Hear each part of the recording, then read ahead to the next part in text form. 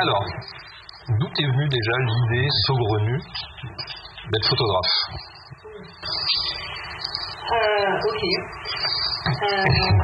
En fait, ça date de loin. Ouais. Moi, je suis née à Casablanca, au Maroc, et j'ai fait mon bac là-bas. D'accord. Et après ça, il fallait choisir les études supérieures. Ok. Et je voulais absolument faire les beaux-arts. D'accord.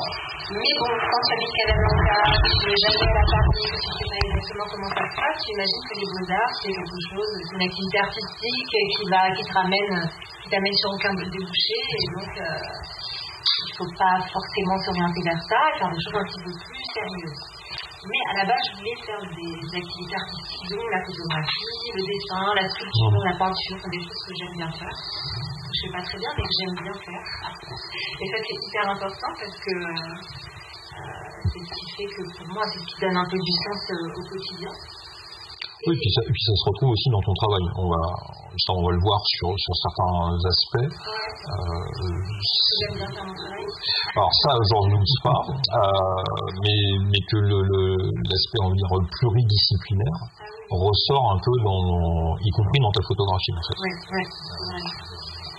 Et du coup, je suis arrivée à Paris, j'ai fait des études d'économie.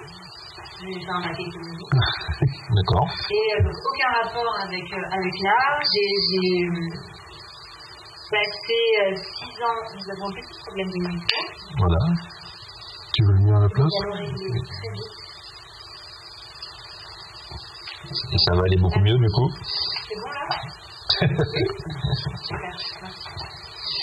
Donc désolé si vous n'avez pas tout entendu correctement auparavant, ça arrive. Voilà, les jeux du direct, pardon. Non, mais c'est pas grave. On a eu un bug chacun. Oui, c'est une journée désagréable. Non, moi tout va bien. Je vous remercie de me l'avoir demandé. Donc, franchement, je ne me suis pas sorti vexé. Voilà. Depuis, en gros, en résumé, j'ai fait des études d'économie à Paris. J'ai terminé par un BESS de marketing et publicité, donc aucun rapport avec la photographie. J'ai fait un DEA de sémiologie, analyse du discours et d'image. C'était quand même intéressant. J'essayais de raccrocher un petit peu la photo à l'histoire. Et je suis entrée en stage en agence de publicité et je suis restée dans la publicité pendant 11 ans. Et pas du tout dans la partie créative en tant que directrice artistique ou autre chose, mais plutôt dans la partie commerciale. D'accord. J'ai travaillé sur la partie créative un petit peu par procuration à travers... oui, en association sur certaines campagnes avec le DA ou le DC. Voilà, exactement. Ou en briefant des photographes ou des réalisateurs sur des campagnes. Donc je m'intéressais énormément à cet aspect-là de la publicité. Et ensuite, j'ai tout arrêté au bout de 11 ans. Alors pourquoi? Ta question c'est pourquoi tu as eu l'idée saugrenue de faire de la photographie? Parce qu'un jour, mais au bout de 11 ans, même si la question prenait beaucoup d'espace dans ma tête, je me suis dit il faut quand même que je me lève chaque jour heureuse de faire ce que j'ai à faire. J'étais très heureuse de travailler dans la publicité, mais ce n'avait pas un sens particulier pour moi, au bout de 11 ans en tout cas. J'ai eu le sentiment d'avoir fait un peu le tour du métier. Et donc, je faisais beaucoup de photos en autodidacte. J'avais tout le temps un petit compact à l'époque, pas avec le téléphone, mais un appareil compact dans le métro. Je prenais tout ce qui me faisait plaisir en photo. Je me rendais compte que le temps s'arrêtait. D'accord. Voilà. Et suite à ça, j'ai été repérée par chance, hasard, sur les réseaux sociaux par Wilfried Estève, puisque c'était les débuts de Facebook et je commence à poster des images dessus. Je ne sais pas comment Wilfried est tombé dessus, donc Wilfried qui est le président de l'agence de photographe Hans Lucas, et on s'est rencontrés. Et j'ai intégré son agence et j'ai quitté au moment où j'avais décidé de quitter mon travail dans la publicité. Oui, en fait, finalement, les étoiles se sont alignées et t'ont dit c'est par là que ça se passe. Exactement, ouais. Il y a une sorte de concours de circonstances assez fou. Et donc, j'ai intégré l'agence de Wilfried en ne me sentant pas légitime au départ parce que je n'avais pas fait d'études de photo. J'ai tout appris toute seule. Avec des bouquins, avec des tutoriels sur Internet, en bidouillant. J'ai commencé par l'argentique, cela dit, donc ça aide pas mal pour entrer dans le numérique. Voilà.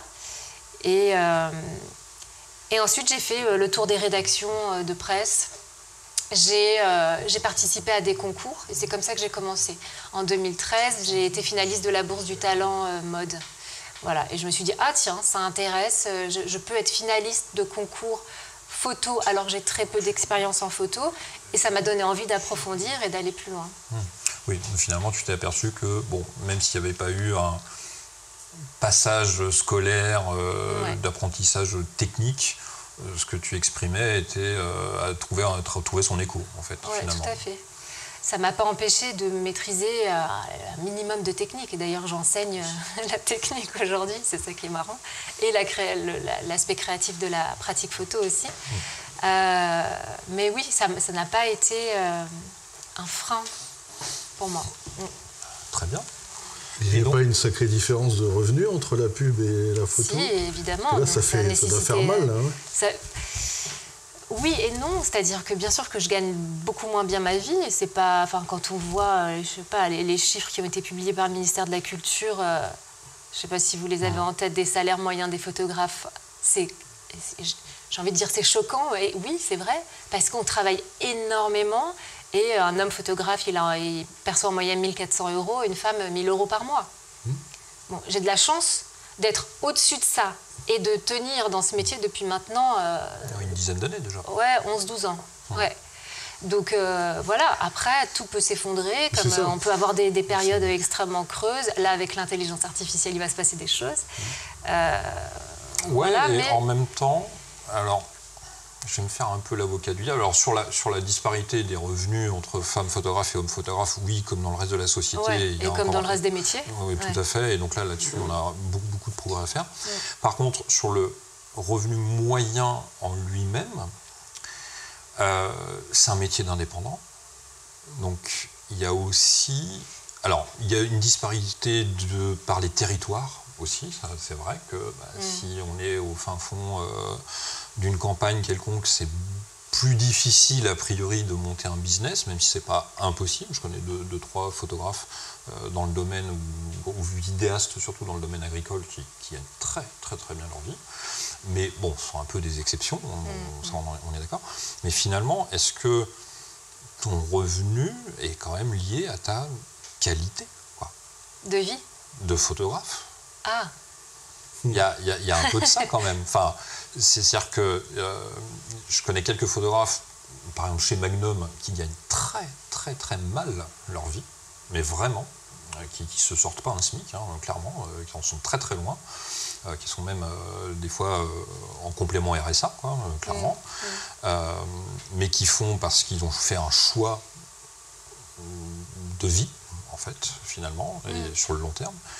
D'autres photographes qui gagnent des sommes totalement indécentes. Oui, mais bon, ça doit représenter mais 1%. C'est 0, voilà. Oui, c'est même 0,01%. C'est très spécialisé, c'est dans la pub ou dans la mode. Mais dans la pub, ça s'effondre aussi. Ça, c'est complètement... Les budgets sont hyper restreints sur la photo. Ça a été divisé par 10 en 10 ans. Surtout, tu es indépendante, tu n'es plus salarié. Oui. Mais ce que je veux dire, c'est qu'il fallait chercher tes clients. C'est une autre mentalité.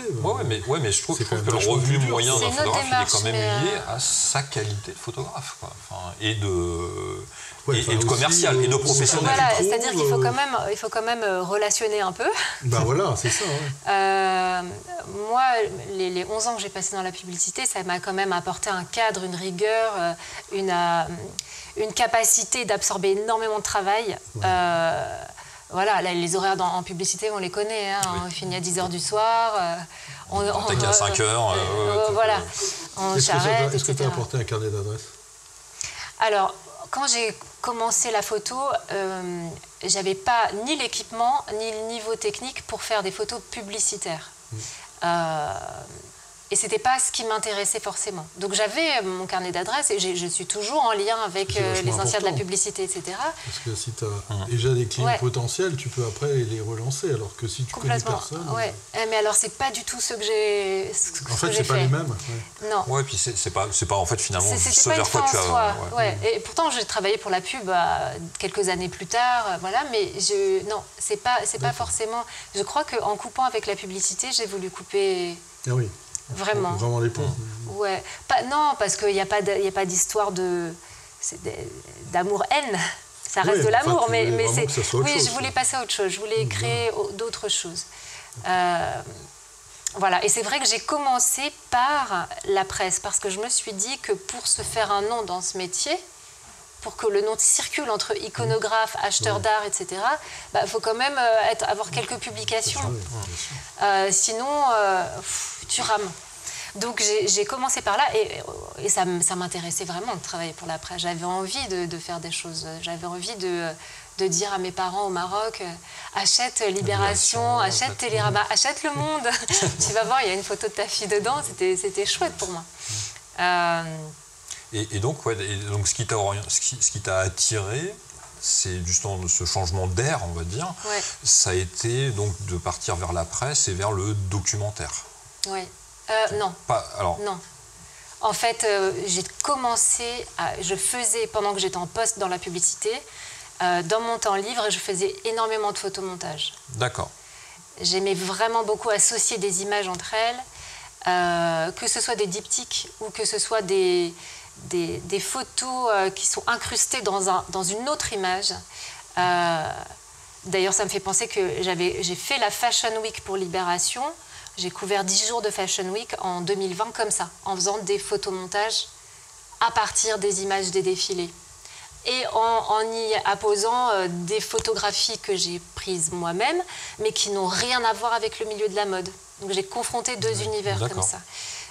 Sur le site de Hans Lucas, je pense qu'il devrait y avoir cette série. Il y en a pas mal, ouais. Voilà. Et alors justement, j'en profite juste pour faire parce qu'on ne va pas la montrer ce soir, mais moi elle m'avait beaucoup plu et c'est une de tes premières séries sur la mode avec les personnes albinos. Ah oui. Voilà. Là j'étais pas encore dans le circuit de la photographie. Mais enfin voilà, j'invite les gens à... Elle doit dater de 15 ans. Ouais, mais ça reste une très jolie série. Merci. C'est pas forcément celle que je retiens en particulier. Non, je sais, on en a déjà parlé. Mais c'est vrai que en fait, une association albinos avait organisé ces défilés parce qu'il y a des albinos dans les pays africains, d'Afrique noire, qui sont rejetés, certains tués. Oui, tout à fait. Ouais.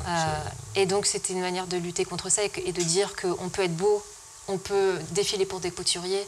Donc, c'est effectivement dans ce but-là que j'ai contacté l'organisateur pour installer un studio et faire des photos. Ouais. Ça n'a pas été une commande. Voilà. Tout à fait.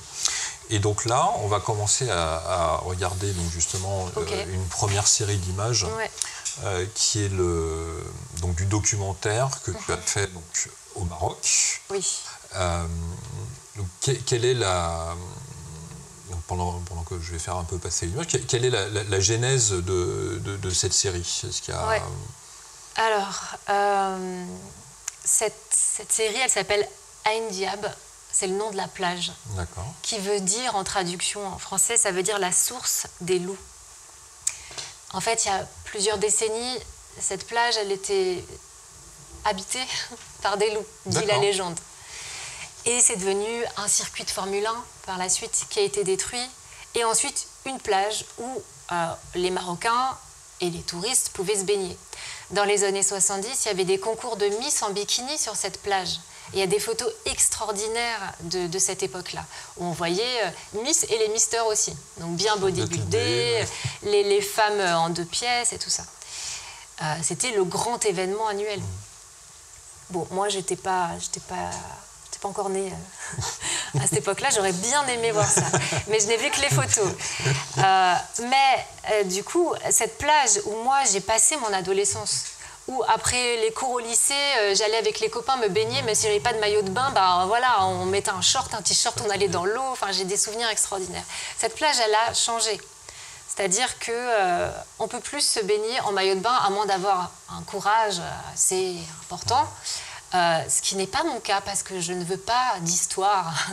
Donc, je ne vais pas me baigner sur cette plage en maillot de bain. Mais là, par exemple, sur cette photo, on peut voir une femme qui est complètement couverte, son mari en face qui est en maillot de bain. Voilà, tous les hommes sont en maillot de bain, ou même en slip, des fois. et les femmes, elles sont habillées comme ça et elles se baignent dans l'eau comme ça. Avant, c'était la génération de nos grands-mères ou mères qui faisaient ça par pudeur. Aujourd'hui, c'est des jeunes femmes qui font ça. Alors, évidemment, pas toutes. Quand il y en a qui veulent se baigner en maillot de bain, elles vont dans d'autres plages, soit des plages privées ou des plages un peu plus loin. Mais celle-ci, on voit ce type de femmes circuler en niqab. Voilà, on voit que leurs yeux, il fait 36 degrés, il y a des gants, des chaussettes... Et voilà. Bon, donc moi, en retournant tous les ans, plusieurs fois par an au Maroc, j'ai vu que je ne pouvais plus me baigner là-bas. J'ai vu que les femmes se couvraient de plus en plus. Il y a ce problème d'islamisme.